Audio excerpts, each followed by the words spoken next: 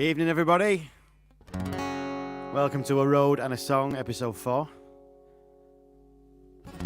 With your hostess with the mostess. Or something like that. Evening, all who's in the comments so far. Evening, Tricia. Evening, my mother. Going out to live on YouTube.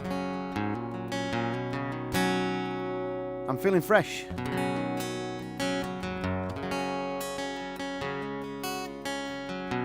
I've just this minute come off a live Instagram feed with an account that's a country music account that's based in Taylorsville, North Carolina.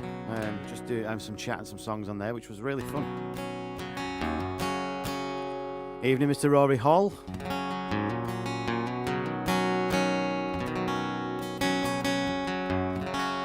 So are we all up for some songs this evening? I've got some special guests, as always. This time, you know, I've been really looking forward to this one because this is, feels like a school reunion of sorts, you know. I've got two guys with me this evening. First one is Mr. Danny Gruff and Mr. Ben Greaves. It kind of feels like a virtual ship open mic night, and if you were there in that heady scene, then you'll know what I mean. And I've got a little funny story for them when they're on. So I'm going to kick off with a song that I mentioned briefly on that the last stream I've done tonight. This is a song called "Somebody's Son." If you've been on my live streams, you've probably heard this before at some point. I think I wrote this song in about 2015. It was on an album I did called "This Is How It Feels," where it was just acoustic and vocal. This is actually the quickest song I've ever written. I wrote this song in 10 minutes from start to finish. Not that I had a timer, but it was around about 10 minutes from start to finish. Words and music and everything. It's about a homeless man that I met round about Leeds train station. I used to work on the railway, so you'd see quite a lot of homeless people, and I don't know what his name was, but he was always there. And it's one of those difficult subjects to relate to, I suppose. But I think it just drilled into me that, you know, these are people. They're not entities to look down on. So this is called "Somebody's Son."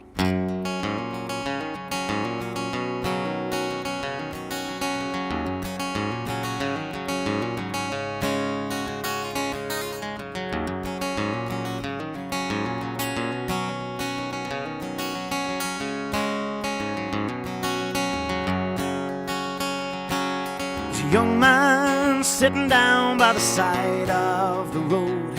He's got all the time in the world, but he's got nowhere to go. Oh brother, won't you lend me a hand? Spoken with his eyes, he hopes you understand that I'm just like you, but I've fallen by the way. I'm just like you. I dream of better days, when the light starts to fade, and when the day is done, I'll still be just like you, 'cause I'm somebody's son.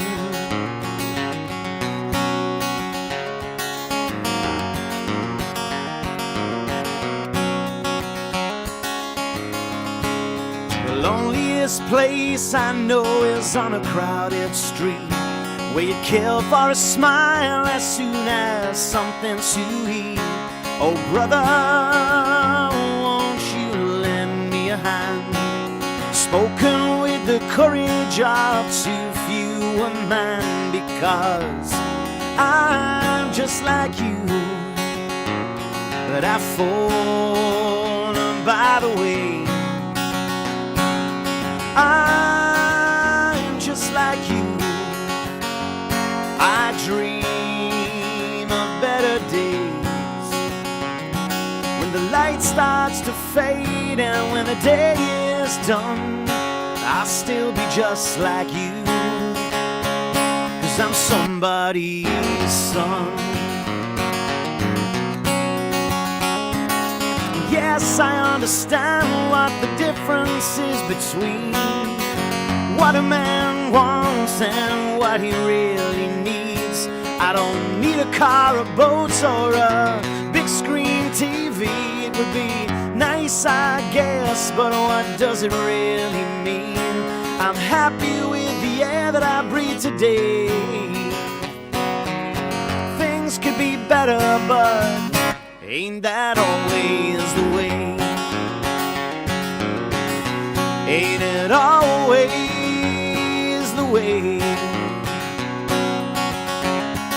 But I'm just like you, but I've fallen by the way. I'm just like you, I dream of better days, when the light starts to fade and when the day is done, I'll still be just like you. Oh, I'll still be like you, I'll still be like you, 'cause I'm somebody's son. I'm somebody's son. I'm somebody's son.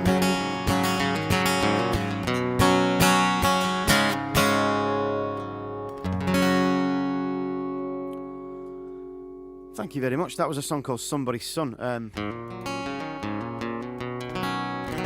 I really like that song, actually. Just because it was a quick song, it's definitely about something rather than nothing. So, you know, I think is definitely a plus point. I've started writing songs about things rather than just nonsense gibberish over the last few years, which I like that transition. Right, guys, I am going to bring in my first guest of the evening. It has been an absolute age since I've seen him. It's Mr. Danny Gruff, and I've got a snazzy little intro video just for you.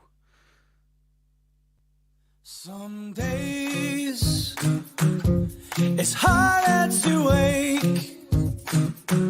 You can't catch a break. The out to get you once again. Feel so comfortable in the skin that you wear. Feel comfortable to the roots of your head. Feel comfortable. You're beautiful. You should feel comfortable. All these kings and queens, they bring us down and hang us out to dry. Let's find somewhere to breathe. Let's find somewhere to leave it all. Why don't we just leave it all? So I just play a song now, I'm guessing. Mr. Danny Gruff, how are we doing? Are you all right? How are you? You all right? Yeah. I'm really, really well, thanks, man. It's been a very long time, hasn't it? Maybe 10 years, 9 years, something like that. 10 years. That's just outstanding. I left Leeds in 2011, so 2011. And well, 10 years ago, yeah. I think if I remember rightly, you had a bit of a sweep over emo haircut last time I saw you. Yeah, John, I'm not that far off it now either. I literally, like, I've been playing around. Like, my missus obviously didn't know me back then. We've been together like 5 years, and she's seen pictures. So every now and then I'll put it back how it was, like that. Like, here the glory days, right here. The glory days. Yeah. The glory days of open mic nights at the Ship. Yeah, I mean, it's when you could just drink and do whatever you want and not not worry about it. Like, I was 21. And we were all young. Yeah. We just did what we wanted to do. Yeah, good old days. You could do like four nights on the trot of drinking. Now I'm having this, and this is like a treat. I'm like, right, I'm doing a gig. I'm having a pint. Do you know what? I don't drink anymore. Do you not know? I'm almost 6 months since I had a drink. Oh, nice. Not that I was like a raging alcoholic or anything like that. No, But, no, you know, no. I think, you know, the first lockdown that hit us, I went a bit mental just because I was bored. You know, I just, you know, one of my neighbours said to me the other day, "Oh, we always used to just see like big piles of bottles outside your house." I mean, it's probably a good thing giving up alcohol, but I mean, for me, I'm just like, I don't know, I can't see it happening. I think it's just I'm from Wrexham, and that's the way it is. And that's just how it is. That's just how it is. So, how many songs have you written in 10 years? Oh man, Silly question. So many. No, yeah, it's 10. like there's hundreds now. With Yeah. Quick Brothers. Do you know? There are hundreds of songs now. I was looking back on some songs that I used to play back in the days of the you know when I used to know you last time, like before, and I don't play any of them now. Do you play any songs that you used to play back then? No, I think of them unfavorably now because they weren't really good songs. They were just A means to an end. It's changed. My whole thing has changed over years. Like when I was 18 to 21, when I was in Leeds, I had a couple of gigs supporting. Do you know Mickey Peaker in Leeds? Yes, yeah. So I had a couple of gigs supporting him, and he went down really well in all these gigs. And I was like, I should try that. So I sort of tried. I always tried to put humor into my songs, and it was sort of overcompensating the fact that I couldn't sing. So it was like when I learned to sing a little bit, I was like, I can start doing normal songs now. And so it's great. I mean, you have to go through that, don't you? You have to go through that to get to where you want to be, I suppose. Although you think you are where you want to be at the time. It's weird. I always think that as well. It's kind of like you always think that you are your best at that time. Yeah. And then you come along. I mean, I look back on some stuff now and I think that's barely even a song, you know. But that makes me feel a bit big-headed about what I'm doing now, which is not some massive thing, you know. No, I mean you're only going to improve. I think. You could do something different. Like that's it's a weird one. Writing. Well, I've turned into a cowboy by all accounts, you know. Yeah, I mean, to be honest, I had that phase when I discovered Zac Brown Band, and then that was it for me. All my songs were like. Love Zac Brown. Yeah. Obviously, you can That's, see I play guitar like that. my partner Trisha and I we've been practicing. We've got like a duo going on, and we do Trying to Drive, Zac Brown Band. Oh, nice. Love that song. And it's all the great notes, and it's just like, oof, yes. my missus don't sing. She's Irish, so every now and then we sing some folk songs together. But that's about it. Like when we're having a drink, and you're like, hey, get the guitar out, out. Especially when I'm in Ireland as well. That's been a while, but it's like, Danny, well, have you played gigs over in Ireland? Years ago, I did I did like a YouTube tour thing. So it is all right. People who are YouTube stars, if that's a thing. And well, I was supporting them. Rory, who's on. Do you know Rory Hall? I know the name. You might have met him back in the day at some point. Is he from Yorkshire? From Wakefield. Wakefield. Castleford, kind of area. Castleford, I think. But he and I went on a little tour of Ireland in 2016. We did a week. So we landed in Dublin. And then we went all the way around. So we went like Dublin, Cork, Sligo, Belfast, and back to Dublin, all in a week. Sligo and Belfast. Are you mad? Do you know what? Absolutely amazing places, all of it. Yeah. And I've never been as drunk in my entire life. You know, it was. I can't remember a lot of it. I've been to a fair amount of places in Ireland now, and I love it. Like, and I did have a really good gig in Belfast, and everyone was really nice. The next night we were in Dublin. I think everyone's done Dublin if you go to Ireland. He's from Rothwell. Sorry, I need to correct that. He's from Rothwell. Oh Rothwell. Yeah, I know that. It's basically that's Leeds, isn't it? Basically. Yeah, it's on the edge of Leeds, isn't it? Yeah. My mate lives in Rothwell. It's by the Morrisons. Yeah. Yeah. So, do you want to give us a song, Danny? Yeah, it would be awesome to hear. Yeah, I'm going to keep it post 2016, if that's all right. Oh, that's absolutely fine. Yeah. Right, ladies and gentlemen, Mr. Danny Gruff. I don't know if I'm meant to explain like you did, but I'm just going to sing the song. This song's called Princes and Paupers. It's off my last album I released last March, April the 6th. Can you imagine that, releasing an album? Or April the 3rd. And then we were in lockdown for a year. So this song, It's about finding your true friends in the industry, because there aren't many good people there, but there's a lot of nice ones. Why don't you come closer, close enough that you can hear me whisper? I wish that we could get away together to somewhere we can drown out all the noise of these princes treating us like paupers, cause they placed us the bottom of a pecking order. Who cares? You know I don't, as long as you're around. When we were 17, they brought us down and hung us out to dry, cause we were so naive. They said we should just leave it all. Why don't we just leave it all? Surrounded by people wondering why I was invited to this house of suits and jackets. Who cares? You know I don't, as long as you're around. All these kings and queens, they brought us down and hung us out to dry. Let's find some room to breathe.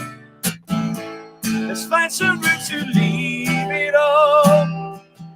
Why don't we just leave it all? For another life, for another life. I said we should just leave it all. For another life, for another life.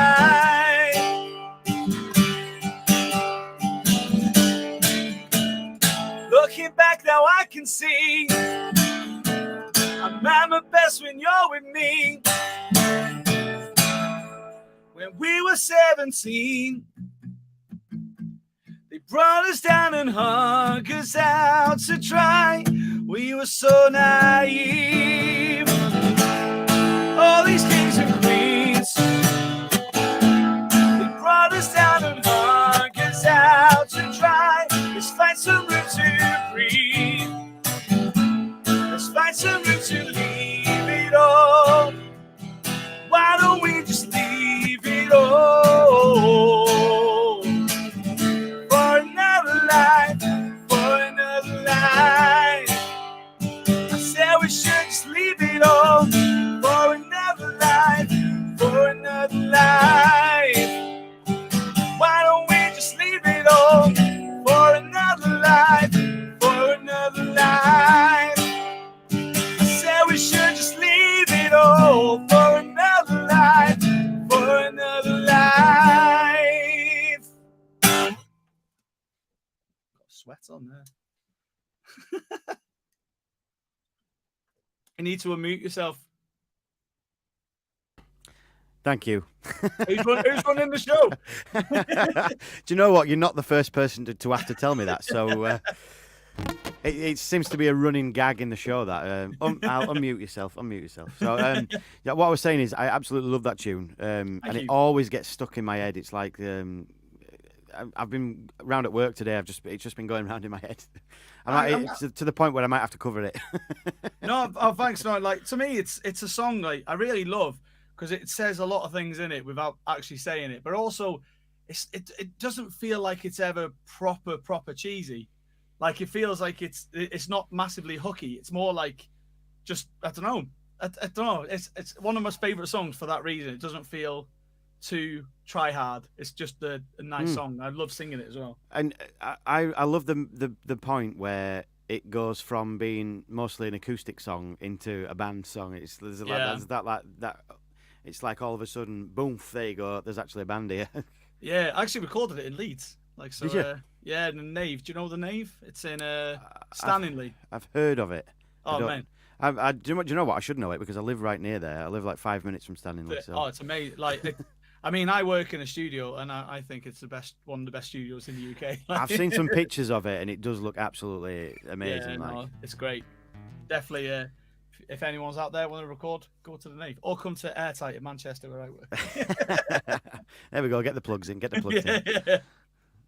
Do you know? I'm really just looking forward to being able to go back in the studio, and because I'm halfway through recording an album at the moment. These songs that I've been releasing were supposed to be an album, and they're still going to be an album, but it was supposed to be done and dusted and out there by now, you know. And Have you been doing it in Leeds, have you? a studio called Assembly Point with a guy called Matt Dunwell who's producing me. Nice. But because it's at his house, it's not like I mean, it's a place of business, but it's also his house. So we've not been able to sort of, you know, get together and be in. But we've done it mostly remotely, which, you know, is a brand new sort of thing for me, you know. That's been a lot of my work this past years. Literally, people, me having these video calls and then working on a demo and then sending back and forth, which is, it's kind of cool. But you miss that. I like being in the studio with someone, having that magic of when you're like, oh, this is great, and you're both there going, this is great, rather than I think this is great. Send an email, and then 5 hours later they might go, this is great. I like it when you have it together. And the energy is, it falls, doesn't it? You know, you'll be really psyched about this thing, and then they'll go, oh yeah, it's all right, and you'll go, oh right, okay. Yeah. It was my Abbey Road, you know, 3 hours ago. Exactly. Yeah. No, it's studio's the best thing. I love it. Like. Yeah, I've never really sort of pushed the whole original songs studio, trying to find my potential kind of thing. But you know, that's what lockdown's given me, which I'm really happy about. You know, plus, you know, help from family and friends who've kind of believed in me. You know, and you know, it's been nice to sort of give them something for their, you know, showing them what you've done. Yeah. Right, so I'm going to bring in my next guest. Ladies and gents, my next guest is Mr. Ben Greaves, who Ben and I go back absolute years. It feels like about 1 million years. It's probably not actually that long. But we haven't seen each other in a while, which... Ben hasn't gigged in a long time properly, you know, like because of some health reasons, and it gives me an absolute warm feeling inside that he's back on the scene. So introducing, ladies and gents, Mr. Ben Greaves. Friday night, moonlight seems to pave those streets with silver. Did I notice? I'll get on with my life. If everybody knows your name, well, I guess that's alright. Maybe I should stay here all night. And maybe the stranger that smiles at you sometimes is more than just some crazy fool you never met. Maybe he's a friend from another life, or a life missing. Good evening. Evening all, you alright? How's it going? Not too bad really, yeah, not too bad. Have you got over the initial shock of having to talk to us over a screen? Well, I do quite a lot at work. I think that more nervous about the music really, but yeah, it's you know good what, to man? speak to music people. It is absolutely awesome that you're coming on. That you're on this show tonight. I'm out of everything I've done so far, I've most been looking forward to this because I think going back to how things were back in the day, you know, I think out of everybody, other than like Paul Weller and Noel Gallagher and people like that, you probably influenced my music more than anybody, you know, because we kind of struck up a friendship on the Leeds music scene, and you know, started doing gigs, and you know, I've always thought of you as a great songwriter, you know, and I think that's influenced me over the last, you know, however many years it's been, and so it's just nice to talk that really. Yeah, cheers. Well, similarly as well, I think you brought me out of myself. I did quite a lot of quiet stuff, and I think you're a big projector, and. Is that a polite way of saying I'm a gobshite? No. It's great, like just projecting your voice and just like this kind of big, like person that's in front of a microphone, and I really like that about your music, and I think especially with the music we did together, we really worked together well, and then bringing the harmonies into your stuff and the same with you. I really enjoyed that, and I think it brought us both further than we probably were at the point as acoustic artists, especially. And it was a lot of fun. Yeah. Well, yeah, and we were talking backstage, behind the I love scenes. that. Behind the scenes, technically it does say backstage. To be fair, so I'm not being, I'm not being a bit egotistical. But we were talking about, funny gig experiences and being too drunk to play and stuff like that. That's what I remember a lot of in those days. I used to drink far more than I could handle when I wasn't driving. Yeah. And it helped that we both lived near each other and about 3 minutes walk from Leeds City Centre as well. That was definitely a big win for me. So you just get a gig and you can get home pretty quickly. It was decent. Stagger back to get home. I say stagger home. Were you by the dry dock? Is that right? Do I remember that right?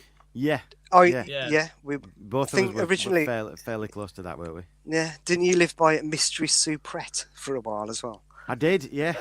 What a shop! Yeah. What a shop! Hyde Park. Other shops are available. Weird, But don't go to them because they're not as good. Well, yeah, it's not an endorsement. I've never actually been there. I just walked past it many times. Yeah, Hyde Park kind of area, wasn't it? Like Woodhouse, Hyde Park, and that's that's where it was at around 2005. Around 2005. Yeah, I originally lived in Kirkstall for a long time, and then moved right into town. As it's just so convenient for that kind of scene. Good for busking as well in town and that. Oh yeah, definitely. I mean, both you Ben, and I. Ben, you were the first person, and I think last person to ever take me busking. Really? Busking. I'm almost certain, yeah, because you used to busk by what was W.H. Smith, and like Yes. Yeah. And we got chatting at an open mic. You were like, "Oh, come on down and have a busk with me," and I was like, "Oh yeah, I've never done that. I'd be good crack." Like, I hated it because, like, in a pub, if someone says anything, I just go back. I'm like, "Oh no, you're the tool." Whatever, but like you can't do that on the street, can you? Like you're walking past and like you were really good at it, and I was just like, some man would say something like, "Oh, that's harsh." It's a very different atmosphere with you've got a passing crowd because you've got people that'll watch you, but you've also got people that they don't want you there, do they?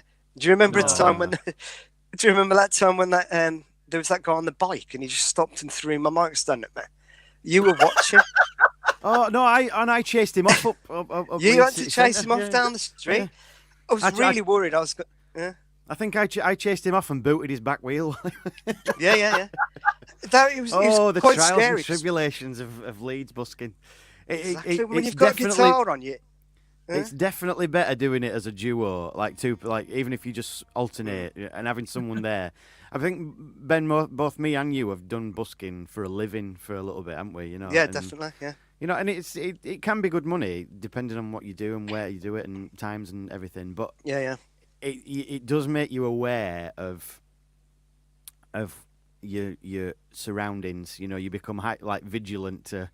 I've busked a lot in Doncaster, and now that is an experience.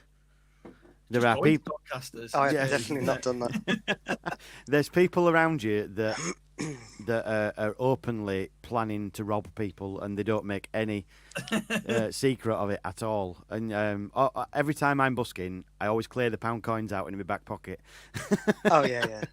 Oh man, I've been robbed. It's good practice anyway. Do you know? And I've also had 12 eggs smashed into my guitar case.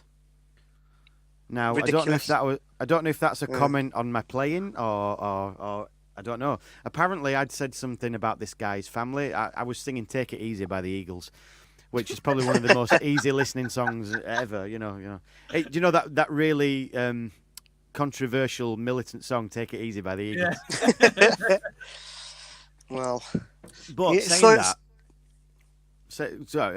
that, busking has been the place that I've up until now been most successful with my original music. Because I've sold, I've had CDs for sale and stuff, and I actually sold out my last album through busking. I got like 200 copies of a CD, and I sold every single one of them out on the streets, to people who, I don't know if they follow me now still, I don't know, but it's nice to think that people actually buy a CD. you know, do you still, Danny? Do you make CDs now when you do your music, or do you just put them out digitally? Begrudgingly, I do it because like it's not an easy way, but you're making money back kind of. Like, so I make enough, so like what I usually I put like an order on my website saying, do you want a CD? But like the thing at the moment is vinyl, and I'm looking into that, but that's just like well expensive.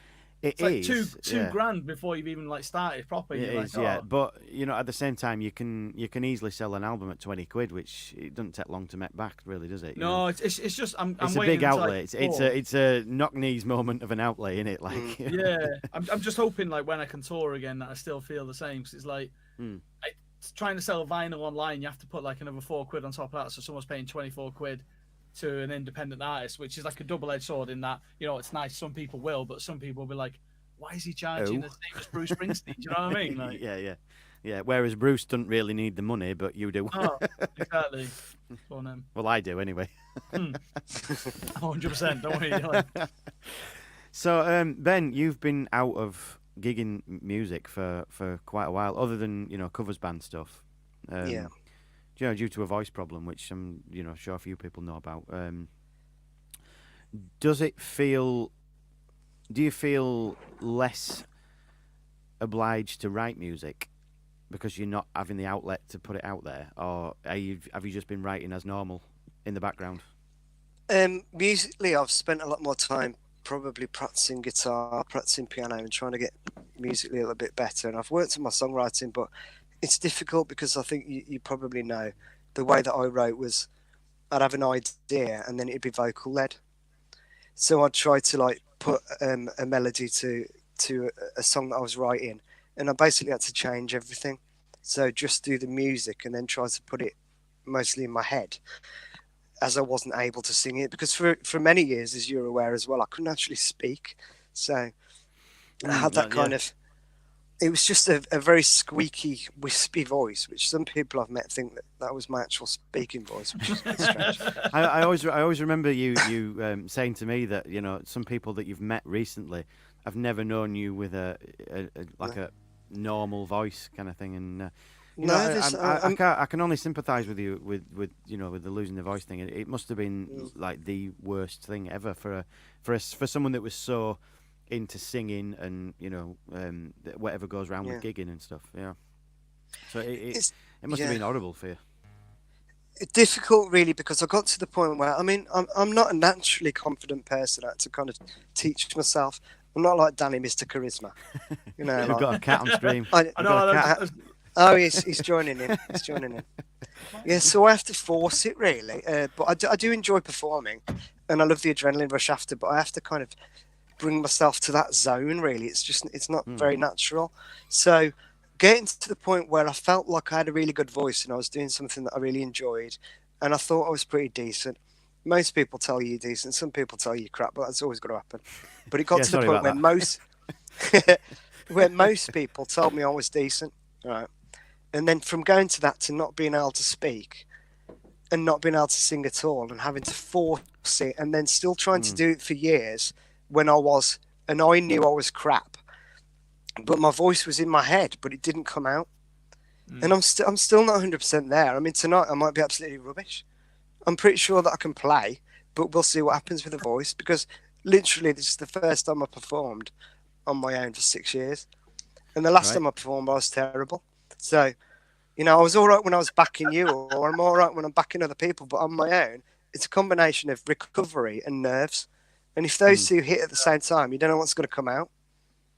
So it's one of those things, really.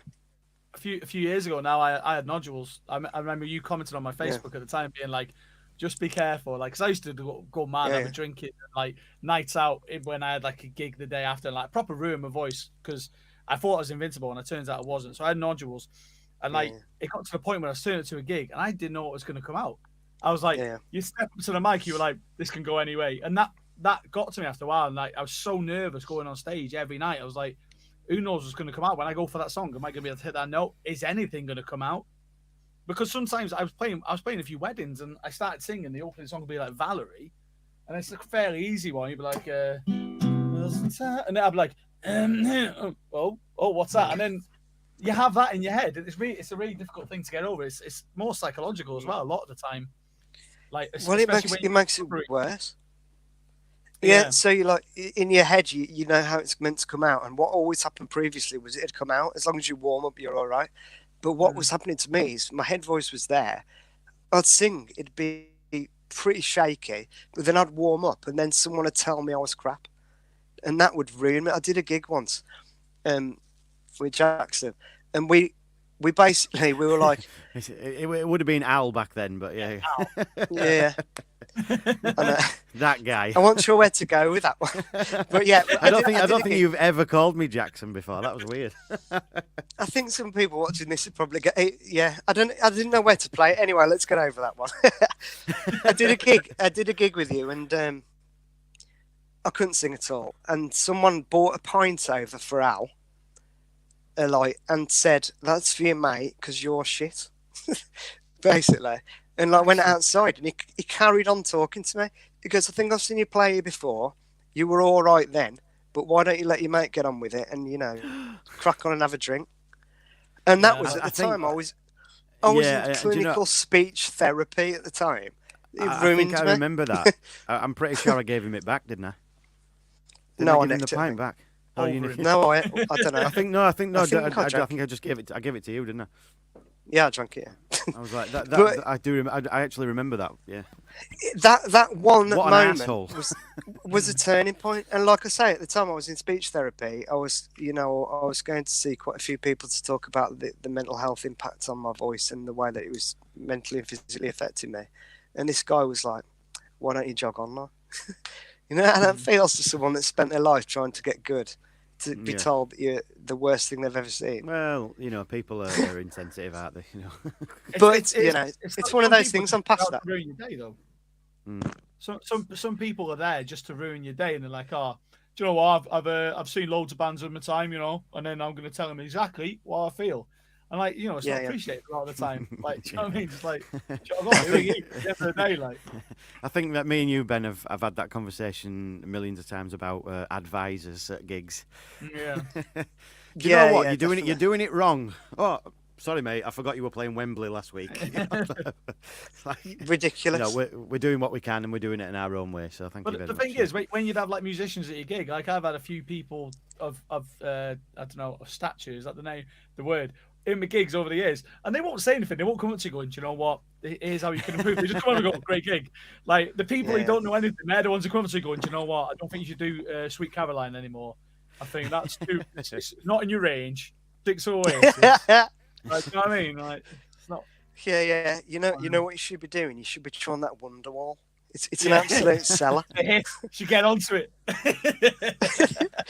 Yeah, that. Better still. Get your son on that X Factor. Yeah. Oh God. Yeah. It does. I mean, I've been playing for so long that started with Pop Idol. It was like, get yourself on that Pop Idol.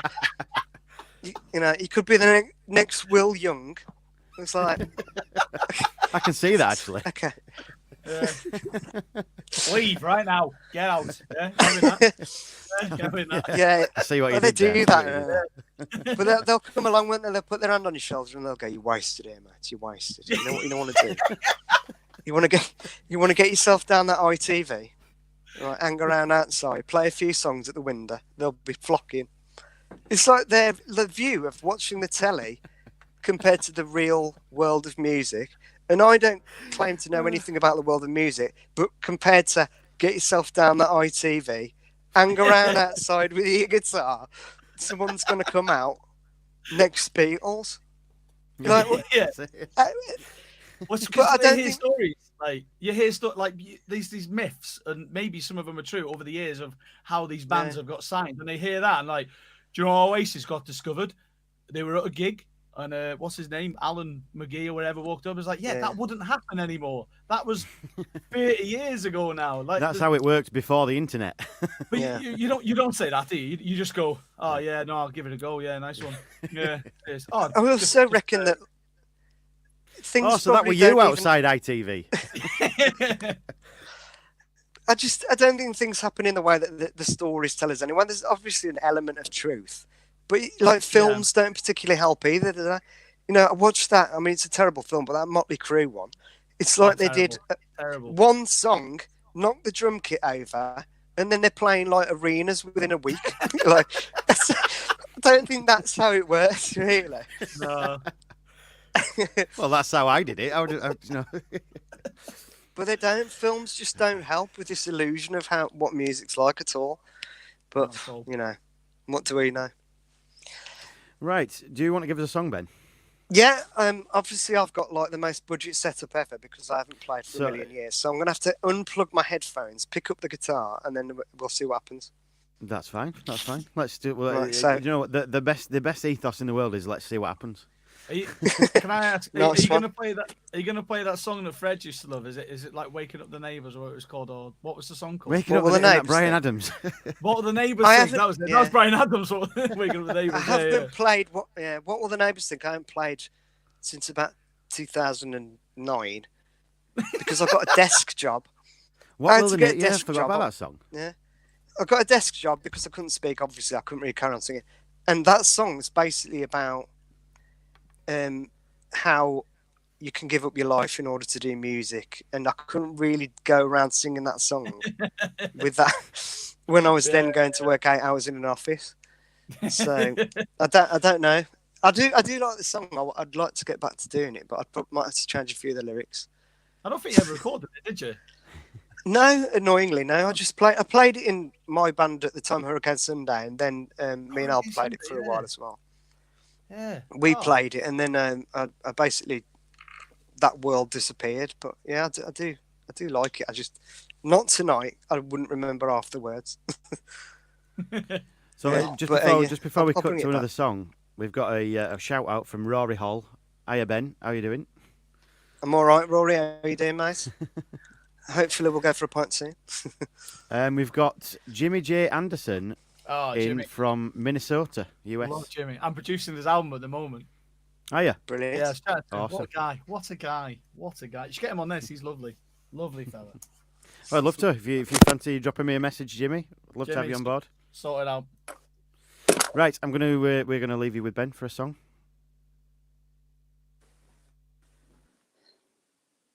Right. It's a song called Silver Spoon. It's basically similar to the song that Al sang before. It's about knowing your place, but you can become anything in life. But some people seem to take it too far. Nice. Classic.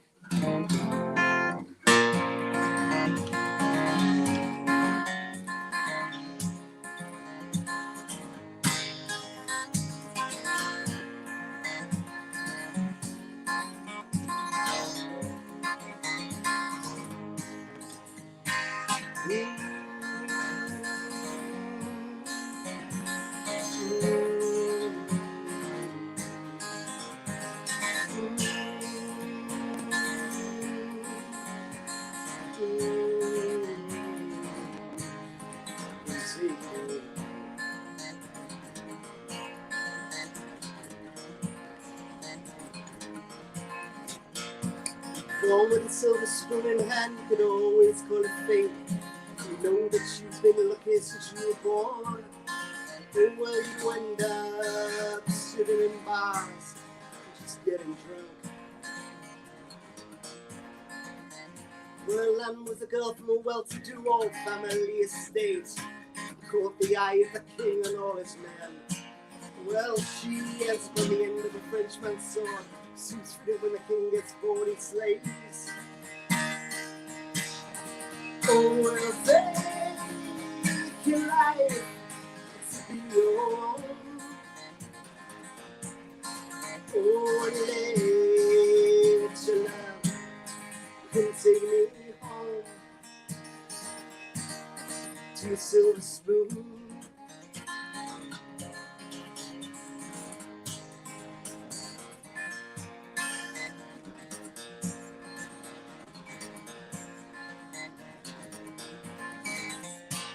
Charlie boy, oh Charlie boy, the king of New York town, started out with nothing, so we know. Oh, he ends up the leader of men, who still slaves him so. with a silver spoon in hand, you could always call it fate. We know well you've been lucky since you were born. Oh well, you end up lying in the gutter, so deadly drunk. Oh well, yes, your life could just be your own. Oh yeah, it's your love, then take me home. Could be born in the gutter in an old back street, your friends will take you home. King of the world or nothing much around and take you home. It's so far away, not who you are, it's what you do that'll make you fight the hand that feeds you as you wait. Let love lead you, but don't fight the hand that feeds you as you wait. It's the silver spoon. Oh, oh, oh, oh,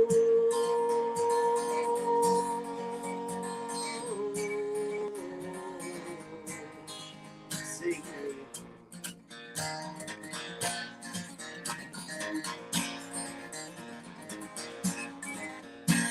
Born in an alley in a Leeds back street, your friends just take you home. King of the world or nothing much or an early to take you home. It's so far away, not who you are, it's what you do that'll make you, but don't fight and feed you as you wait. Let love lead you, but don't fight the hand that feeds you as you wait. Just let love lead you, but don't fight the hand that feeds you as you wait. That silver spoon. Oh,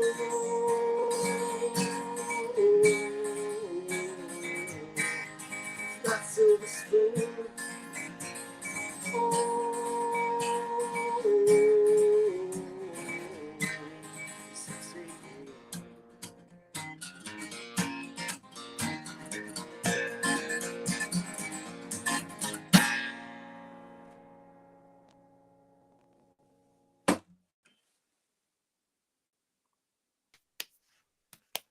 That was awesome, man. Awesome. yes. Are you really? Are you plugging your headphones back in, or are we? Yes, I will. I'll wait till we. We're back in the room. You got some back in the room. 3, 2, 1. You're back in the room. You got some absolute great comments there, by the way. I flashed a few of them up on screen. Do I remember that song from a few years ago? Like, is that quite an old-ish one now? Not sure... old. I think we were going to record it on an album that we were going to do with the last band that we were in that we didn't do. On the faithful second album. Well, yeah. But I mean, that song was an idea for what that I hadn't finished at the time that we were going to do, and I started playing it in acoustic gigs. But obviously, I couldn't do it very well. So I mean, I had to bail on the big notes. Then, it's the first time I did it, my voice cracked. So then I went deep. So I kept getting lost on that bit. But yeah, it's one of them things. But yeah, so I started playing that song quite a bit, and I think now I'll probably put it in. I like the story to it. Really, got a bit of history in it. And I think I was saying to you beforehand, sometimes you can tell there's a historical influence to your writing. Sometimes, like there's some stories that feel very much like Wars of the Roses type things, and like they feel quite medieval. We should be having a mead and have a big. Well, I'm always up for a mead. Yeah, definitely. Yeah, definitely. I tried to put that in a little bit. Yeah. A little bit of history in there now and again. Just go back to your medieval roots, yeah. Yeah, start playing rondos. Yeah, I'm up for it. I tried to play the lute. It was rubbish. Really? Yeah, I was in a. Yeah, I was in a pub in the Chemic Tavern actually in Leeds. Oh, and there were a bloke in there. Going to say yeah. And there were a bloke in there with a lute. Yeah. Always a guy in there with a lute. I know him now, but I said, "Can I have a go?" And he said, "Yeah, of course you can." I was rubbish. You know, I thought But- I'd pick it up and be like, "Damn." Do you- No. So here's a What people actually question. don't know, that guy was called Sting. I mean, mental. Oh, you had a chance to throw him out and you didn't take it. That's So called the police. do you think in 1345 people were at gigs with a lute player going, "Oh, have you got green sleeves? Have you got green sleeves?" Well, not in no, because that would have been. Yeah, Ben's going to correct my history, you know. I'm not going to do it. Henry VIII wrote that song. Apparently, Henry but do you VIII, believe yeah. in that? Do you believe it? Let's say what 1542, is that a good date? Perhaps, yeah. Around there. Anyway, during the reign. In the 16th century, people were at gigs going, "Mate, have you got green sleeves? Have you got green sleeves?" What you need to do. And then he went like this. on the lute. Being interesting Anyway, to yeah. do a medieval version of that. I don't think I've ever even seen a lute in my life. I don't think I've ever seen one. It looks like an Ovation guitar. Oh, yeah, okay, yeah. With With a ball it's got a back. little neck on it and a backwards headstock. Right, yeah, okay. I know, yeah. I It's don't got a think I've seen it headstock in real like life. that. But it looks like it's a Yeah. guitarist. You pick it up and you'd be amazing, but it's surprisingly not that easy. Is it tuned? Is it tuned to Nick Drake or something like that? You know. I don't. The tune is different. Yeah, I don't know what's going on with it. It feels like like the most loosely strung nylon string guitar you've ever picked up. That you pick up and it just goes. Boom. But yet. No, I've got that beat. I ordered a set of Elixir strings off Wish.com, Oh, I did the same. No, and they're like old rubber bands that the postman forgets that leaves down your garden path. You know, And they just snap after, like, you Ridiculous. restringing it and they snap. didn't get that far. I put one on because I snapped one string, so I think I put the A string on as one of them, and it went ding ding ding ding blup, ding. I remember Elixir strings, and I used to break the top E all the time on them. And I wrote to Gore Industries who make them, and I said, "Oh, would you be able to send me a couple of these because they cost quite a lot of money?" And they, Give me a couple of these, mate. Sort yeah, it send me a couple of top E's, and out. The one with the smiley faces on. and they got back to me and went, "Oh yeah, we'll send you some in the mail, like in the post." And they sent me what can only be described as a piss-takingly large amount of top I E's. remember that. I think I still have a couple kicking about that.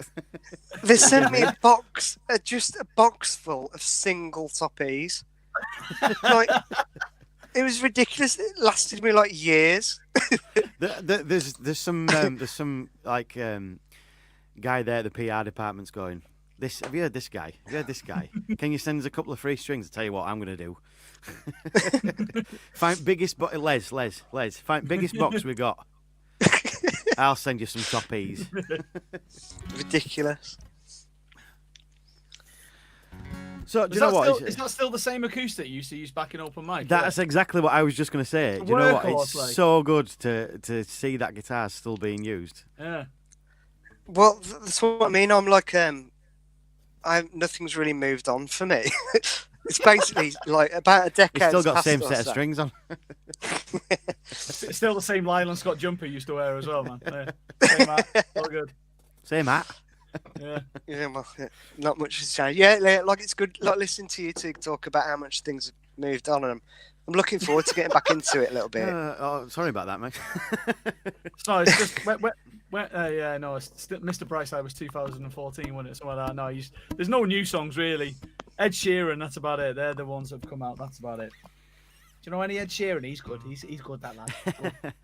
Yeah, I think you sent me a message, didn't you, on Sal, saying, "Oh, you know, you might not agree with this, but like, they're pretty good songs to play." The Ed Sheerans. I don't think I've ever had You know anything what, yeah. against Ed Sheeran. I don't like just that get- A-Team song. I get the feeling that you and I were quite snobbery back in about 2005-06, and we used to. And now I probably like a lot of that music that we just absolutely shat up on, you know. And Yeah, surprising, I don't think me and you back in 2006 would have entertained Ed Sheeran. But now, he's got some great songs out there. He's good. Yeah, he's a great voice as well. He There's is some what he songs is. that are really nice to sing of his. Like certain songs, I find covers. You're like, that's just a really nice one to sing. Like when the way certain melodies flow, and like I just look like there's a couple of Ed Sheeran tunes, and you're like, it's actually quite nice to sing that. So I don't mind doing that one. But some are just terrible. But I like him. Yeah. Bit of cheese in there.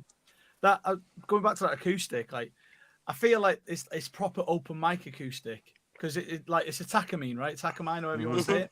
Yeah. And like it's only like I think I've played it before and I found it really difficult to play. Really? And it happened again with when I was living in London. I used to go to an open mic out in Englefield Green. It was called something. There was a guy called Flick used to run the open mics out there, and he had a Takamine. And one day I broke a string. He let me use it. I was like, I can't play this. It was like strung with like telephone wires. I was just like, maybe that's if you host an open mic, they're like, right, do you know this many songs? Yeah. Can you bring a crowd? Yeah. Can you bring a crowd to an open mic night? Have you got a guitar that is impossible to play by others than you? Yeah, definitely. Yeah, Takamine G series, mate. Got it. Don't worry about it. Yeah. I don't know. I find it the opposite with this guitar, to be honest. I find it really. I've always found that guitar the most easy thing to play in the entire world ever. I mean, this was 12 years ago. My fingers might have grown since then. But there was only young fingers back then. Yeah, but you weren't 5. Sensitive, just moisturised. That the guitar I used to play was a bit of a horror, wasn't it? In the Evasion, I put it down once, and like half the headstock fell off. I don't know. It's just rubbish. We've all had guitars like that. Yeah. Do you know what? I actually remember. I remember getting that Takamine. That's the. Did I give you that? I think I gave you that for your 30th birthday, didn't I? You did, yeah. I remember getting that guitar from a music shop in Bradford, Woods Music or something like that. Because it's not there. It's been a carpet shop for however long now, but because there's no music shops around anymore apart from PMTs. I remember getting that guitar, and it was just like, but you used to borrow it a lot, and you played it just so much better than I ever did, and I was just like, right, this actually belongs to you. So. That's nice. Yeah, I've always liked this guitar, but I know what you mean sometimes about the guitars you pick up, but you never know what you're going to get, do you, if you don't take an instrument. You go to your mates to like Manchester or whatever, and there's an open mic, and they're like, oh, give us a tune or whatever, and you get up and they give you some nail that doesn't hold this tune. Do you know what, right? This here. Yeah. I don't know if you can see it there. It looks nice, huh? It's not a Gibson. It's a Chibson. Oh, yeah. It's classic. Chibson. But do you know what? It cost me 150 quid, and it is easily as good as my Gibson J45. Impressive. You got a Gibson J45 with you? Yeah, I've had that for 21 years now. Yeah, I was looking at one of them like a few weeks ago, and I was like, it's gone in for a service at the moment because it needs the first 9 frets replacing because they're absolutely battered. But do you know what? I took a punt on that from somewhere in China, and 150. It came with a box of COVID. Yeah, I mean, what you probably stop doing, Jackson, is just stop ordering off Wish. Just delete the app, and then things will be better. Do you know what though? I've looked out with that. That's incredible. I've bought some cheap guitars lately, not off Wish. They didn't come off Wish, but I have actually bought some cheap guitars lately, and they're actually better than any of the really expensive ones I've ever owned. You know, I would never get rid of the Gibson J45 because it's part of who I am. But yeah. I always say that I've got like 2 guitars which I'll never sell, and this is one of them. Like my Fender Telecaster, which I bought when I was 21, just before I left Leeds. I actually think I remember you getting that because I think you used to post on, I don't know, MySpace was it at the time? Yeah, Bebo, I think it was. Yeah. Yeah, I loved it. Like, it's just still this best guitar I've ever played. But like this one, I'll never sell just because I don't think I'll be able to sell it because the headstock's a bit ruined and it's a bit bashed. and it's got a big dint in it now. So yeah. No, it's hard when you have a lot of time with a guitar. You're like, I'm never going to sell that. That's just that follows me. Yeah, everywhere. but then life gets in the way sometimes. You know, I've had loads of guitars. I thought I'll never get rid of this, and but you know, my kids insisted on being fed. So you know. So you do what you got to do, but I'd like to think that I'll never get rid of the ones I've got now. But who knows? Who knows? Both of you guys, is there any topics of songwriting that are off limits? No. I stay out of politics. I do. Yeah, Just because, well, if someone argues with me about it, I mean politics as in like stuff that's going on. Obviously, yeah, you have like personal politics and stuff like that, which you write about, or like your personal current views on affairs. thing. Current affairs, yeah, and also it dates very quickly if you do that. But I don't know. I just find if I started playing a song and someone challenged me, I'd be like, well, I don't know, yeah, maybe. I don't think I've got the sufficient knowledge to back it up with what I'm saying. Yeah, I think if you're gonna even say anything political, you've got to know what you're talking about. Yeah, because there will be someone out there that will rip you to shreds, and you're just going to look silly, aren't you? And If you there's don't. I think you're all right. People do better. Like Billy Bragg, like he completed it. Definitely. Do you know what I mean? And there's loads of singer-songwriters who do it way better than me. So why would I do that? Like, why would I? Yeah. Then again, I write love songs. Yeah. It's a weird one, that. Like. I think if you're going political or historical, you kind of keep it a bit vague, really, and don't nothing too controversial. You can't like if Al's Irish tour started singing songs that sided with one side or the other in an argument. You got to be able to back it up. Yeah. That might be a little sore point. That really, I don't think we've got very far. My new song is called "Thanks for the Six Counties." Sing along in the chorus. Yeah, so I think knowing your audience as well. I remember there was a guy that came and he did like performance poetry. He was like the most middle class person I've ever seen. Came into the ship and he did performance poetry. And the what's the firm called from Leeds United? I can't remember. But anyway, the football firm from Leeds United. Shows why we're not watching the England matches, isn't it? This. Right, anyway. So anyway, like they were all in there. Loads of them were in there having beers. They'd been in there all afternoon. This guy come in, right, and he started. They were all there, pissed, and this bloke did a poem called "The King of the Council Estate." Right, didn't go down that well. No, I thought he was going to get killed. We basically had to say, "I think you might have to go home." Like, it was shocking.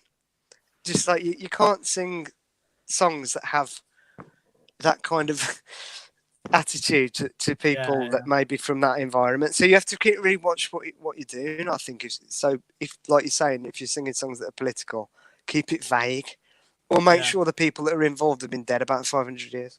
And then you tend to be all right. Would you ever write a song with a rap in it? A rap break? Yeah, have you done it? I've got a couple, like, because in the studio.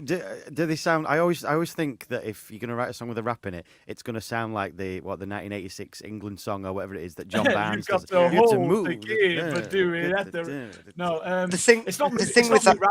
It's not me rapping. It's someone else rapping because you don't want to hear this Wrexham accent rap. Do you know what I mean? It's not cool. But I think you could kind of pull that off tongue in cheek.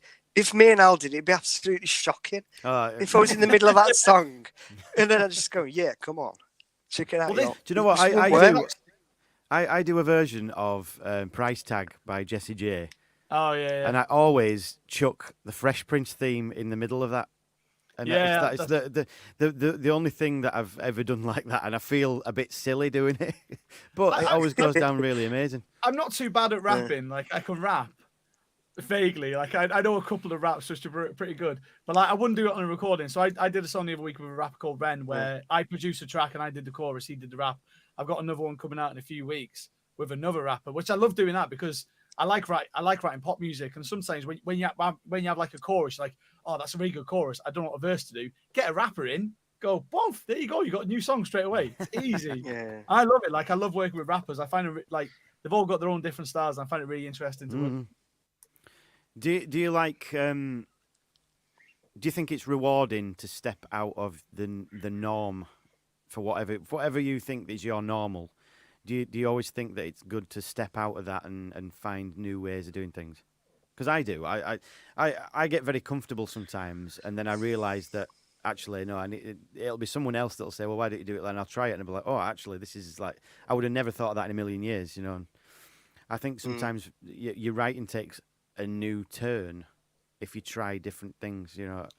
Yeah, I mean, I do that quite a lot now, especially because I've got the tools to do it.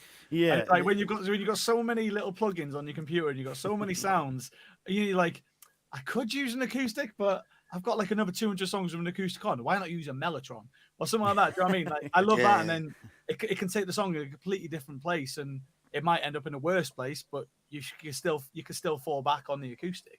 But I love doing that. I love going to different productions. That for me is the most exciting part about writing a song is a recording, which is sad, but yeah, it is. I think I'm getting with you on that though. You know, I've never been one to like studios really, but I've never had that much input from them. But since we've been in lockdown, I've kind of moved into that, doing that now, and now it's like my favorite thing in the world to hear what a song comes back like from what it started. It seems to be like Yeah. it's just so rewarding sometimes just to get. It's like potential in it. You know, what can you, how can you make this into the best thing it can be? I just have fun with it, man. Mm. Because I do my own stuff now. Like it's just fun. That's what I was going to ask you. You to do this current, like you're doing the on tour thing again, aren't you? Yeah, one new tune a week. Yeah. One new tune. So do you write that song every week as well, or No. is it just record and release one a week? Oh yeah, I mean, to be honest, it Are doesn't you- take me that long to write a song. Like if you've got the idea, the song can come out Yeah, in an yeah. hour. It can take, but then usually if it doesn't come out straight away, I shelf it and then Right. So I'll it come doesn't back to it it doesn't have to be a brand new song every week. It can be. well, it is for the listener, as in they might be songs. No, but I that mean have been on my for phone you for is years. what I mean. No, you know, no, you no. don't put yourself right. It's Monday. I need to write the song. No, It no, turns I into a mean- Craig David song. You know, Yeah, no, that's wrote a that- chorus on Monday. it's a bit of it's a bit of a double-edged one. Like some week I can write 4 songs, and then for the next 3 Yeah, weeks yeah. I don't write anything. So when you have that inspiration, you get Because with it, and then- that is a pretty crazy workload, isn't it? To get Mm. one new song released every week, you must be the busiest person in the whole world ever. Do you know what? That doesn't take up all my time. That is like it's actually work that like producing other people's stuff is taking up all my time, Right. and then I try and fit that in. But it's fun. It's for me. It's like if I have a day off at the moment because I can't do anything. I can't go out to the pub. I can't go like we can go for walks in local places. But I'm like I'll just write. I'll record my own song today, and that's my idea of fun. Like, it's a bit weird. Right, we've got a comment here from Josh Elms. Oh, here he is. Still waiting for the musicals mashup, Gruff. Yeah, Josh is the guy who does all the artwork. Ah, cool. Yeah. So are you doing a musicals mashup? Definitely not. No. Maybe something Moulin Rouge-esque at some point, like maybe. Right, I I like think with the that, go on. Go on. I was No, going no, to say, go Danny, for I it. like that version that you did years ago of that "Grease is the word," and it was on. You did Oh, "Grease is yeah. the word." That Yeah, was man. really good. Yeah, And it's we not. have- I tried to find it on YouTube and I couldn't find it. The only reason I didn't cover that at the time was because you'd already done it. Because I was like, oh, I wonder if anyone's. Literally, I was going to do it at the time, and I looked on YouTube to say, has anyone done an acoustic version of this? Because I don't think it's ever been done. Right at the top, you and some bloke. It's like, I can't believe Gruff's done this. It's like, so I couldn't do it. And not only had you done it, it was ace. I was gutted. Yeah, Because I you've got enjoyed- that guy doing diddly diddly diddly. That is ace. Yeah, that was Dave. So Yeah. I do a lot of songs with Dave, but like it's when we were in a wedding band. Like every week, we're like, oh, let's just do a cover song, and then Yeah. for some reason that song came up. We started doing it in the band, and the keyboard player had all the pads and the synths and stuff. It was like we were like, this is sick. And we were like, It's right, so when we're good. doing acoustic gigs, let's figure it out. And it was just like, take the pressure and we're falling. It's just it was one of those songs that's dead So nice good. to sing. It's nice to Yeah. sing. It had like, but it never went down that well. Never went down like. it Oh, never really? Good. went- It's one of Yeah, my no. favourite songs. I listen to it anyway. I That's a listen to banger. it when I'm like cooking, and then like when you put Spotify on random, but it kind of gets in the zone, and then it Yeah. always ends up on like some kind of, I've got Fame flash dance coming on. Well, Do you blame it on Katie? Yeah. yeah, it gets out of hand, but now like it's ridiculous. So I listen to them anyway now. Love it. I love a bit of that, and then it always goes into Bee Gees. So, Do you know what? That's We brilliant. in my covers band for a while, we started doing Staying Alive. Oh, and man. Oh, brilliant. that's just so fun to play on guitar. But obviously, I never did that. I didn't do the. I couldn't get the high notes, so it was just like it was like a South Yorkshire version of Staying Alive. That Staying sounds like alive. his last album. Bring it now. I know exactly what you mean now. Right, Danny, do you want to play us another song? Yeah, do you know what I'm going to do? I'm going to play a song I wrote today.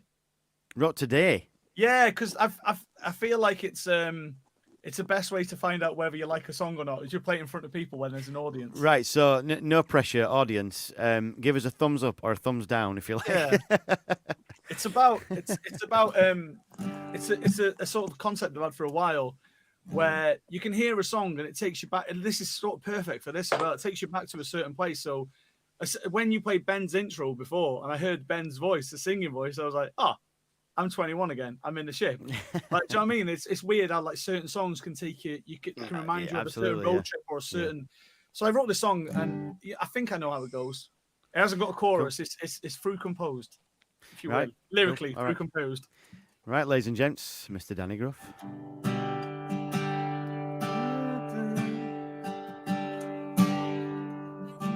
Take out that record, darling, and just press play. Let's hear the songs that take us back to better days.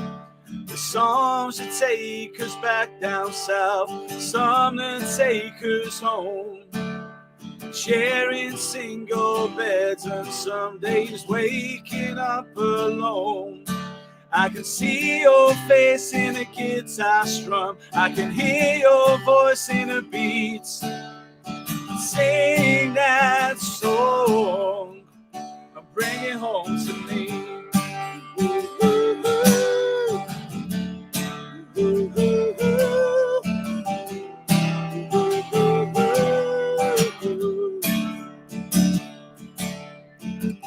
Take out that record, take me back to my hometown. Driving through the country, singing with the windows down. Drinking underage and walking home under street lights. Stealing late night kisses just before it's closing time. I can hear the song that's playing, your body moving to the beat. So play that song and bring it home to me. Ooh, ooh, ooh. Ooh, ooh, ooh. Ooh, ooh, ooh. Something by the waves coursing through my veins, cause a memory in my blood. I wonder what song they'll play for me when my time's up. Songbird and a force of nature through the bedroom walls. Teenage angst and broken hearts cut me to my core. Playing songs and taxi rides through London town. It's a melody that got us here, and look where we are now. There's a song for every single page of who I've grown to be. And play that song and bring it home to me.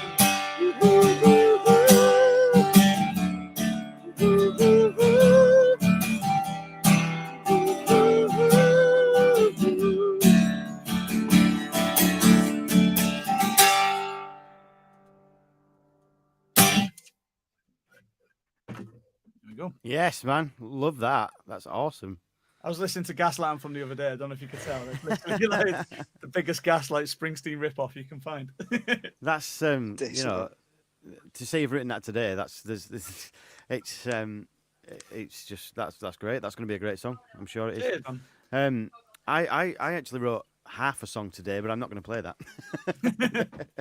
Well, I finished that with the intention to sing it tonight. I was like, right, if I had like a verse and a chorus, and I was like, it was an easy song to write. You know what I mean? I've had loads of notes in my phone for ages of, oh, there's a song that reminds me of this. There's a song that reminds me of this. And it was like, how do I put this? Like, I don't know if are you any of you Oasis fans? Oh yeah. Yeah, Do you know Heathen Chemistry, the album? Yeah. And there's a line, Songbird and the Force of Nature through the bedroom walls, because my brother used to play Heathen Chemistry on repeat when I was in the room next to him. But the line makes me laugh, Force of Nature through the bedroom walls. It's sort of got, it's got a few connotations, which I find pretty It's a little funny. double entendre Yeah, connotation. so I kept it in there. Like... See, I love little lyrical nuances like that make you think of that mean something to you that don't necessarily mean something to everybody else. And you get a little smile every time you sing it, or you kind of don't want to give everything away. I feel like you want to give. You should leave a bit of mystery in what you write, because if you tell them everything, like they won't listen to it again, like because they just learned it all now. That's my. This is a different thing. If you're doing like folk stuff, you need to sort of put everything on the table. Do you know what I mean? But certain songs leave an air of mystery to it. Definitely. I think really with it like a personal story as well. Sometimes you write songs for yourself, and you might give it away one day, but I think sometimes they're really for you. But it depends on your audience whether you want to give that away or whatever. But I do have quite a lot of personal songs, about experiences and stuff like that.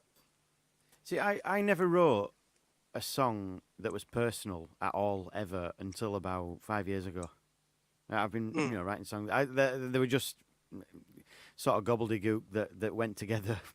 I thought that sounds cool. I'll use that line, and that sounds cool. But kind of about 5 years ago, I started writing songs that meant a bit more to me. That were about things, not necessarily autobiographical, but they were about real life things rather than, nonsense lines, like that. I am the Eggman. That were just cool rhymes, that sounds like someone else's song. Awesome, I'll have that. Yeah.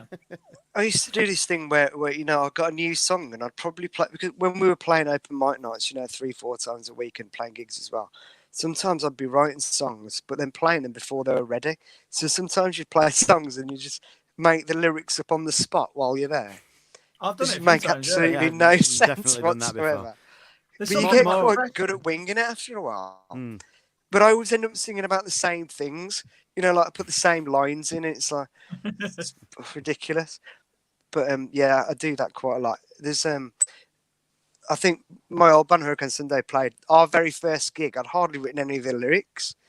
It was ridiculous. It was just like loads of gibberish. I said, just saying the boys are back in town in one song. What am I doing? I used to write songs in soundcheck when I was on tour, like, because as an acoustic act, like if you were on a tour with another 3 acoustic acts, soundchecks were about 5 minutes long. Yeah. So there was something about being on stage where you sort of your mind goes to a different place, and you'd be like, "Oh, I'm coming up with this lyric today," and it's sort of like forcing you to finish your song. Because I imagine you two are like me, where you've probably got a million notes in your phone, a million voice notes of half-finished songs that are half good. Yeah. And like being on stage and thinking, I'm going to play this tonight. Granted, I'd never played them that night, but like there's something about the pressure that makes you finish the song, I think. Well, definitely. Like, interesting. Yeah, like you just did that in playing a new song. You could have left that and then not played it for ages, but now you've done it. You'll build on it. So it's and it's a Road and a Song exclusive. So. Exactly. All Danny Gruff followers, come to my channel, subscribe. I'm sure both of them will. I'm sure my mum and dad will go to both of yours and press subscribe. So, Ben, do you want to give us another song? Yeah, sure. Do you want an old classic, or do you want something made up? I don't know. Let's see. I'm certainly intrigued to know what an old classic would be. Okay. Well, classic's a bit of an oversell, isn't it? An older song that I wrote. I'll leave that choice to you, but either way, it's going to be awesome. So I'll leave that. Cheers. To you. All right, man. Right, cool. Ladies and gents, Mr. Ben Greaves. Thank you. Right, I'll go for old classic then, or not so much so. If you're watching the introduction.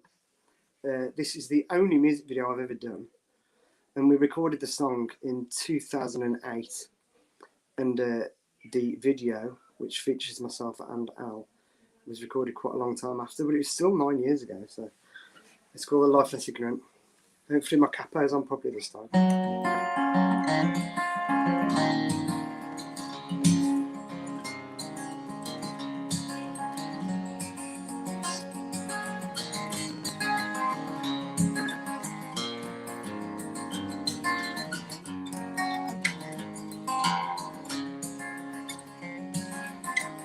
I woke this morning, the sunlight hurt my eyes, and I thought maybe I could sleep until tonight. It's Sunday morning, sunlight's too much for these drunken eyes. Maybe I could stay here till tonight. Oh, Friday night, the moonlight seemed to pave those streets with silver. Did I notice? Get on with my life. If everybody knows your name, well, I guess that's alright. Maybe I could stay here till tonight. Oh, well, maybe the stranger that smiles at you sometimes is more than just some crazy fool you never met. Well, maybe he's a friend from another life, or a life less ignorant. Maybe he's a friend from another life, or a life less ignorant.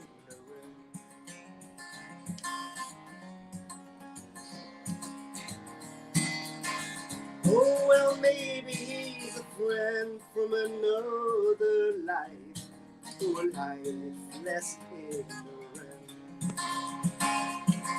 Oh, another town, another lonely scene, and that's maybe just a little bit like me sometimes.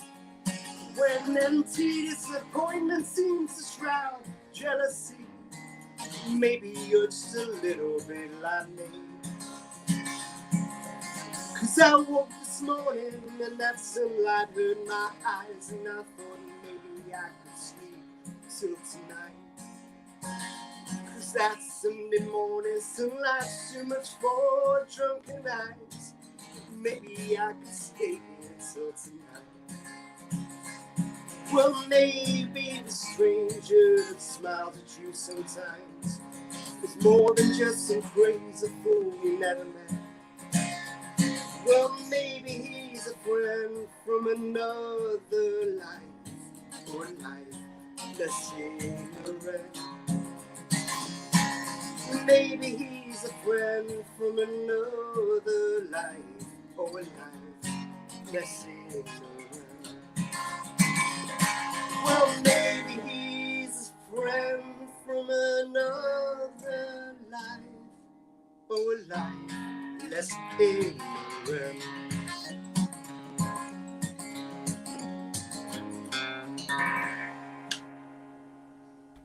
Yes. Love it. Yeah, I love that song, man. Love it. You know, that is a classic. Yes. That is a classic.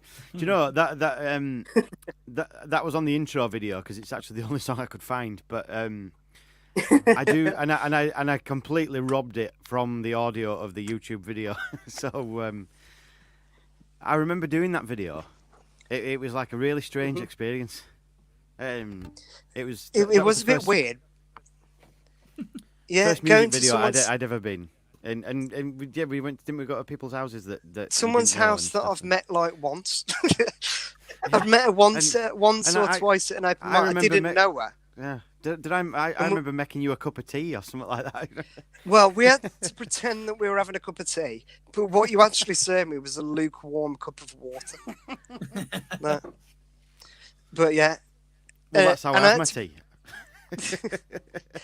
I was supposed to be at the beginning of that video. I was supposed to be really hungover because it's about this waking up and, realizing, you probably have done things that you shouldn't have, and but I was at the time I was going through a bit of a detox, so I felt really good, and I had to pretend that I felt absolutely shocking. I might as well have just gone out on the piss.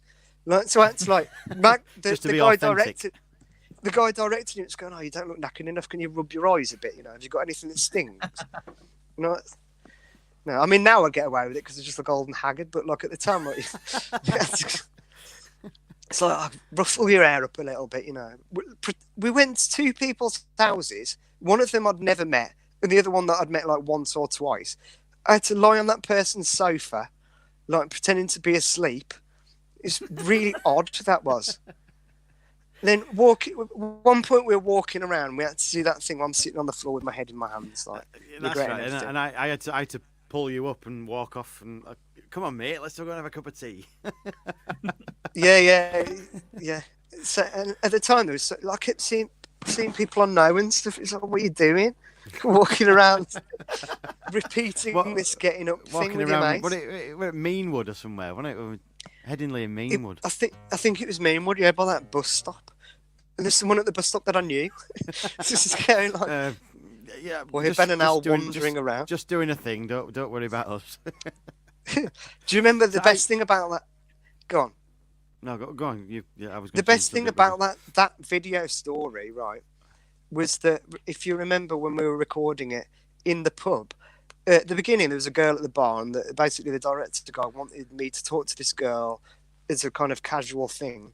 So I spoke to her and I had to do the retake a couple of times. It was just me talking gibberish, and then sit down and like we were a bunch of their mates, like. But her boyfriend came up to us and went, I don't appreciate you cracking onto my girlfriend. And it's like proper full on. It wouldn't speak to me all night. And I'm like, mate, we're recording a video. I don't even know her. And it's like, well, I just don't appreciate you keep speaking to my girlfriend like that. And like we sat at the back of the room, and he was like, that'd have been an interesting turn to the video, wouldn't it? Ben gets punched. I would have left Authentic. it in. It would have been great. But yeah, bizarre. Yeah, it's I was looking for videos on YouTube, and there are so many busking videos of you on YouTube. Like Some are shocking. A guy called Guitar Jed or something like that. There's Yeah. one of me on there as well. He used to take videos of buskers walking around all sorts of cities. Yeah. But he's To got be like honest, X amount of thousands of subscribers. Like, Wow. some of them are really good. Some of them are terrible. Right, one of them, like, you know, obviously, like certain things in sound make sound bad. Like, so I've got a speaker in front of me, and I'm really far away from the speaker, and the speaker's facing him, and for some reason, everything that I'm singing sounds like half a tone flat. I wasn't singing flat. I think I was doing. You're about to see it, "Sweet Child of Mine," right? I sound absolutely appalling. And if you really, because there's no way I would have been eyes of the bluest skies, isn't it? honestly, it's like half a tone flat. And there's a comment at the bottom, and someone's put, "Well, at least he can play guitar." Story of I mean, life. these days I don't mind because, you know, I've had my voice has gone fair play. But at the time, I could sing quite well, so at least he can play the guitar. What git? Oh dear. You know. Yeah, it's there's some really cool stories that come out of busking, and there's some really like, really, did that happen? You know, like you walk out of there. I mean, I remember that instance of getting egged. I got eggs chucked in my guitar case. I remember, I don't know if I've still got it, but I did have a mic stand with a bend halfway in it because he got it round head with it. I remember having a brawl outside WH Smith's, and I had a mic stand that where it wouldn't extend because the pole inside were bent round. Because you smacked him on the head with it. Yeah, he got both barrels of that mic stand. Yeah, so I mean, And then it's someone ridiculous. offered me a wet wipe to wipe out my guitar case. Some I think people are that really nice, aren't they? Yeah, I think Just that guitar really- case has still got egg in it. It brings out the best and worst of people. Someone came up to me once and she's like, "I don't have any money, but I do have a very large box of Lindt chocolates." So she gave me like. So she That's what she You were Well, only she going to didn't spend give your me money on that anyway, so. she didn't give me the whole box though. She opened it and just poured a load into my case. Right. But it was like July, August. It was about 25 Oh, did degrees. they all melt? Well, I just had a load of like sloppy thing just all over the place. But yeah, it was nice of her to do that. I think She knew what she was doing. I was once busking in Doncaster, and someone came up, never said a word. Someone came up and put a bottle of Mountain Dew and a Scotch egg Yeah. The food stuff, definitely. Never said a That's word. Never why- even never even looked at me. Just went past and put them in and walked past. Yeah, people. W.H. Smith's opposite Pret a Manger in Leeds as well. So Oh, they used to give you sometimes they free just coffees. yeah, they come over with coffees, Okay. which was quality. But sometimes people would go in and get you like a flatbread or something, A £17 sandwich. random flavour, right? As well, ridiculous. Yeah, or really bizarre. People come along to you and go, "Do you want a sip of my whiskey?" I'm like, I don't know where it's been, mate. I might start doing it. I've got to say Greg's or something. Somewhere like just a bit of a sign saying sausage, bean, and cheese melt, please. Love those things. I know, yeah. Classics, Used to have man. every day for breakfast going to uni because it was on the way. The one by Tiger. Obviously, Tiger's not there anymore. Yeah, remember it well. Oh, I love it, man. I love the Gregs. Right, guys. Thanks very much for coming on here tonight. It's been an absolute pleasure. That's been nice. It's great to catch up with you both. And ideally, we hope we can do this out in the real world at some point in the future. You know, it's been what 10 years, so let's not have it be another 10 years. Is it still an open mic at the ship? Do you know what? I don't know. There might be. There was until lockdown. There was. Yeah, someone Oh else. yeah, I finished doing it in 2014. It carried on. They Oh. started putting a quiz and a curry on. Can which we was can an we idea just that yeah. can we just go off on a side tangent here? Yeah. Do you remember the most legendary part of the ship open mic night? Answers on a postcard. No, because I used to be too drunk. There's quite a few memories gone. Which one? Oh, it's is it the woman who used to? Was it Dorothy? Yes. Dorothy. Yes. Yeah. Do you know what? Do you know what? Now, well, she probably did then, but I didn't live here. She lives about 300 yards in that direction, and I deliver parcels for a day job, and I go to her house all the time. She doesn't remember me. I think she's got dementia. But Didn't she used to just rock up, do her bit, and then go? Is that what I remember? and she was like, She used to have a bag, and she used to bring stuff. Yeah. Like, yeah. stuff. Yeah. She She's wa- got she- a bag yeah. with a hat. Yeah, in. she once I've got a knitted my CD. kids some clothes. Yeah. I've got a CD of all her stuff. I learned it. You remember Sadie the stripper? That's yeah. Do you remember? The CD little nightclub. You go down a flight of stairs. Man's one of an abbey, but no one sues their prayers. It's a den of sin, iniquity, and indescribable affairs. And the attraction As if you there still is remember those Sadie words, the man. That's stripper. awesome. Yeah. I see her on a regular basis. She's always ordering from Demart. She's a legend. But she she used to. She don't remember me. Yeah. But I think she's got dementia or something like that. But she's it's a still. shame. She's like, doors such a open. lovely Come on lady. in, love. Doors open. Yeah. She when she didn't come on a Tuesday, she couldn't come if she was ill or whatever. She'd ring me on my mobile and go, "It's Dorothy, love. I won't be coming tonight. It's an open mic. You don't have to." She goes, "Oh, I'm really sorry to let you down, but I won't be coming tonight because I don't feel too well." I'm sure I've got a book upstairs somewhere of poems that she, published. She was properly published, wasn't she? She had like proper. It was that book of ISBN poems, number books and everything. If you look at the it's like 1987 or something, that book as well, and then she's got like a professional photo. It's like her looking like she's out of Dallas on the back, like just slightly side on, like with her hair all coiffured. It's brilliant. I've just seen Shirley's comment saying she used to say thanks for coming. I remember that. Yeah. She used to rock up like she was a headline act. Thanks for coming to see me. Oh, also, if there was people at the bar, like blokes talking too loud, she was not ashamed of just stopping, going, "Excuse me, gentlemen at the bar. I'm on stage here doing my work. But if you wouldn't mind." But all of them stopped and listened. Yeah. Oh yeah, massive every time. I still remember most of it. Sadie the stripper, Two Gun Pete. She did used to do the same Gun for every Two Gun Pete. It's my birthday. Yeah, she was 69 for about 8 years. Every time she, I'm 69. All the lads. Yeah. So Absolutely It brilliant. was my birthday last year. That is I was something that's 69. completely left my memory. But as soon as you said it out, it's like, right, I remember that like it was yesterday. Sort of thing. Oh, that's nice. It never fails to make me smile every time I see my little list of what I'm going to her house. I'm like, oh, nice one, Dorothy's still around. Oh, Amazing. So yeah, thanks guys. It's been absolutely great tonight. Yeah, I'm going Thanks to for having me. close the show with I have got a single coming out tomorrow. yes, yeah. Brilliant. So everybody in the comments, please subscribe to this channel. Please look me up on Spotify and all that kind of jazz because I'm nobody without you. Jimmy, if you're still watching, get in touch with Jackson and get on this. I've just put a link in the comments, and that is a pre-order for iTunes. iTunes? If anyone fancies buying a single for 99p.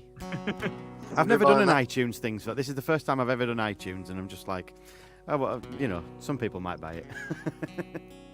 It will be on Spotify and all that sort of stuff. So I'm going to finish the show with that song just because it's out tomorrow. It's a bit louder than all my other releases. It's got a face-melting guitar solo by Matt Baxter. You remember Matt Baxter? Very much so. I remember that. I know that name. But it'll make your He's a good eyeballs lad. melt out of your face. So cool. So I'm going to let you guys go. If you stay behind in the wings, stay in the green room, and I'll talk to you afterwards. But thanks so much, everybody. Please go in the bio of this YouTube because I've put some links in for Danny's stuff, put some links in for Ben's Facebook page and stuff like that. You can become friends and see what people are doing and stream the music on Spotify, YouTube, and all that kind of stuff. It's important. We can all connect in that way and grow as people,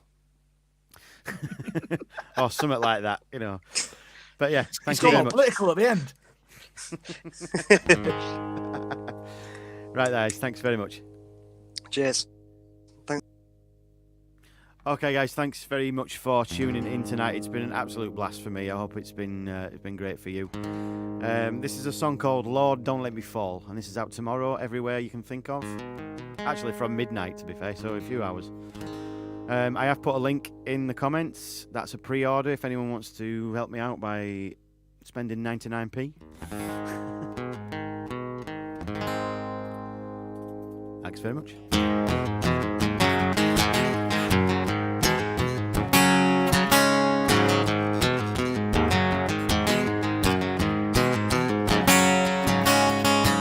Made a deal with the devil and someday I got to sell him a soul. I took a walk by the riverside, I could feel my blood running cold. There must be something in the water helping me fall this way. Like a drifter in the night I disappear without a trace. So Lord, don't let me fall. Lord, don't let me fall.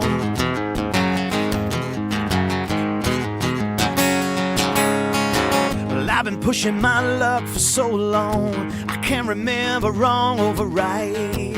I wasn't looking for a revolution, I call that someone else's fight. There must be something in the water that's helping me fall from grace. I'm not much of a whiskey drinker, but man, I'm getting messed up today. Oh, Lord, don't let me fall. Lord, please don't let me fall.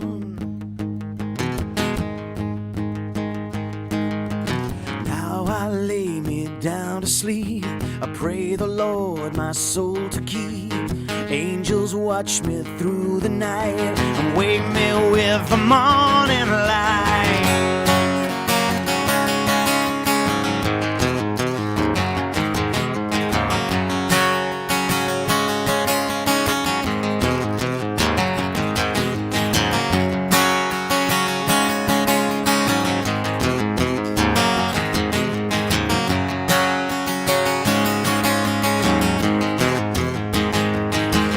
Oh, Lord, don't let me fall.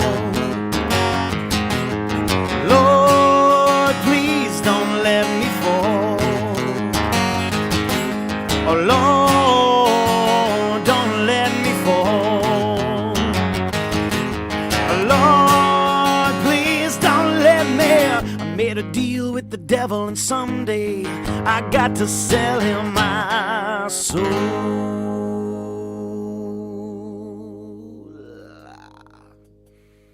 Thank you very much, guys. That is out tomorrow everywhere.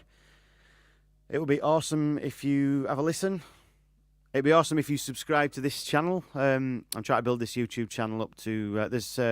we do this show every 2 weeks.